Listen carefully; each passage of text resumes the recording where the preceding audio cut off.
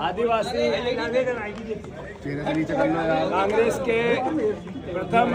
कार्यकारिणी की मीटिंग में संकल्प लिया गया है कि जल जंगल जमीन की जो मूल मालिक है वो आदिवासी समाज के हमारे परिवारजन। मध्य प्रदेश की सरकार ने और देश की नरेंद्र मोदी जी की सरकार ने 1,26,000 हेक्टेयर जमीन प्राइवेट लोगों को भेज दी पिछले 25 साल में। उस जमीन की लड़ाई आदिवासी कांग्रेस और कांग्रेस पार्टी पूरी ताकत से लड़ेगी। साथ ही साथ सिंगरौली में, उमरिया में, झाबुआ और रतलाम में, धार में या अलग अलग जहां भी आदिवासी समाज की जमीनें अधिग्रहण हो रही है, पन्ना में, छतरपुर में, वहां पर जाकर कांग्रेस पार्टी ने संकल्प लिया है कि हम निर्णायक लड़ाई लड़ेंगे। आदरणीय उमंग सिंगार जी जो हमारे नेता प्रतिपक्ष है, आदरणीय CWC के मेंबर कमलेश्वर पटेल जी है और विक्रांत भूरिया जी हमारे आदिवासी कांग्रेस के राष्ट्रीय अध्यक्ष हैं। तीनों के नेतृत्व में पूरी रणनीति तैयार होगी और आदिवासियों के सिंगरौली में जिस तरीके के अन्याय और अत्याचार हो रहे हैं, जो मोदी जी के दो दोस्त अडानी और अंबानी और कई और उद्योगपतियों को जल जंगल जमीन सौंपी जा रही है,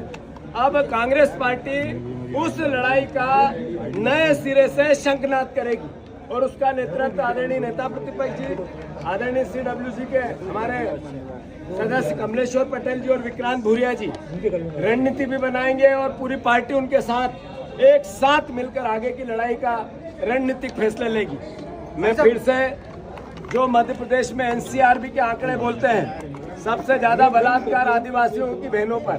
सबसे ज्यादा गायब आदिवासियों की बहनें, सबसे ज्यादा अत्याचार आदिवासियों पर, सबसे ज्यादा अशिक्षित आदिवासी, सबसे ज्यादा स्वास्थ्य का जिनको पीड़ा मिलती है वो आदिवासी, सबसे ज्यादा पलायन करते हैं वो आदिवासी, सबसे ज्यादा गरीब वो आदिवासी, सबसे ज्यादा अशिक्षित वो आदिवासी, सब जो कुपोषित वो आदिवासी।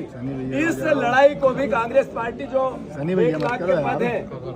उनकी लड़ाई और सरकार जो आदिवासियों का पैसा खा जाती है, इसकी लड़ाई कांग्रेस पार्टी लड़ेगी। फिर से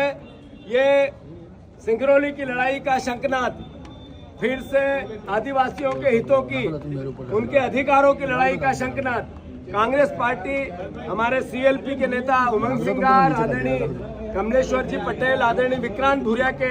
रणनीति और नेतृत्व में लड़ेगी। उसकी आगे की भावना आदरणीय उमंग सिंगार जी बताएंगे।